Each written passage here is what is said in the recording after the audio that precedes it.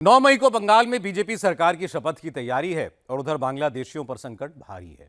जब से बंगाल में भगवा लहराया है, बरसों से यहां आराम से बैठे घुसपैठियों की नींदें उड़ी हुई हैं और हल्ला मचा है ढाका से लेकर इस्लामाबाद तक।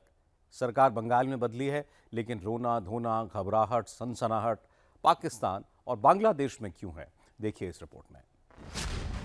घुसपैठिया घुसपैठिया घुसपैठिया, बंगाल में भगवा क्या लहराया, ढाका से लेकर दिल्ली और उधर इस्लामाबाद तक घुसपैठिया घुसपैठिया ही गूंजने लगा है।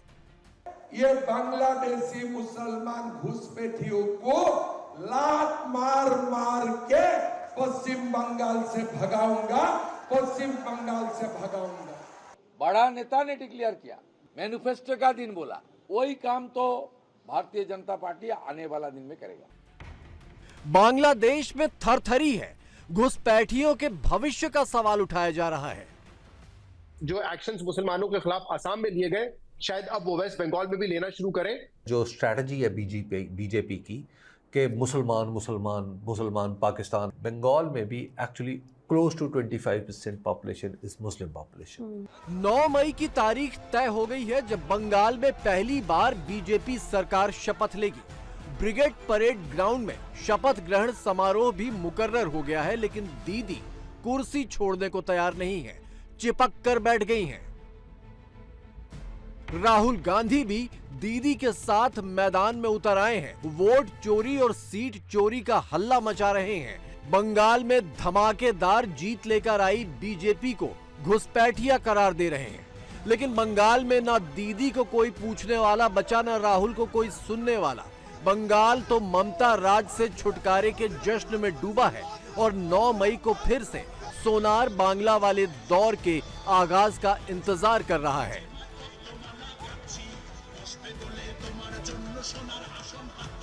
आजाद बंगाल में आप सबका स्वागत है। हमने पश्चिम बंगाल को बांग्लादेश बनने से पहले ही बचा लिया है। यहाँ के बंगाली हिंदू जाग गए और श्री चैतन्य महाप्रभु की धरती, भगवान रामकृष्ण परमहंस की धरती और स्वामी विवेकानंद की धरती का इस्लामीकरण होने से पहले ही बंगाली हिंदुओं ने निश्चित किया कि नहीं, अब हमें अपने रूट्स की तरफ वापस चलना है। ऐसे बहुत सारे साथी हमारे थे पुराने जो आज हमारे बीच में नहीं है।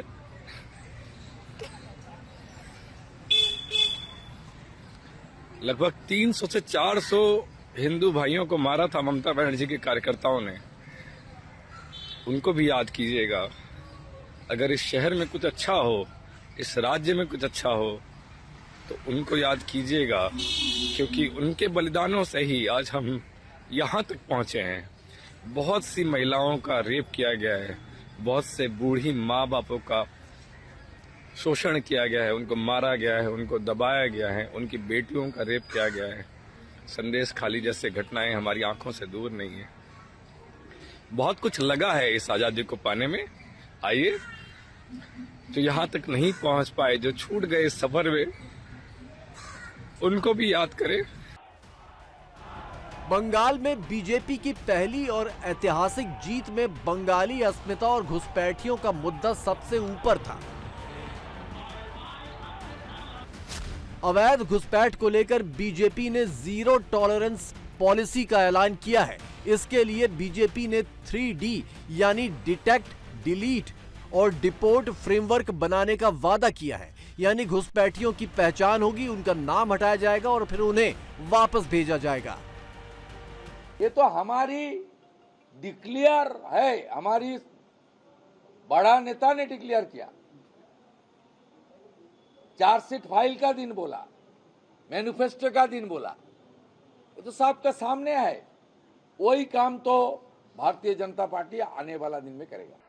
घुसपैठियों को चेतावनी देना चाहता हूं, जो भी अवैध तरीके से बंगाल में घुस आया है, जो फर्जी डॉक्यूमेंट लेकर यहां रह रहा है, 4 मई के बाद हर घुसपैठियों को खदेड़ा जाएगा। टीएमसी किसी भी घुसपैठियों को बचा नहीं पाएगी।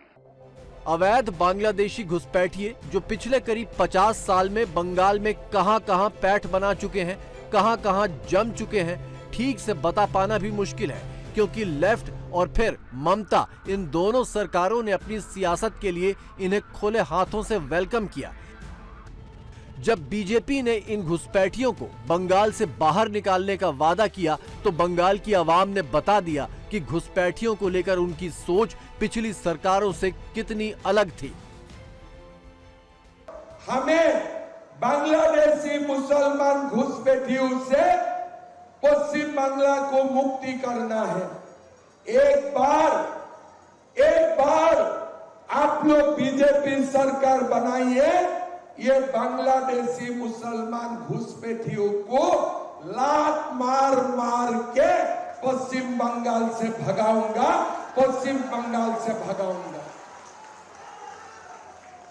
लात मार मार के भगाऊंगा।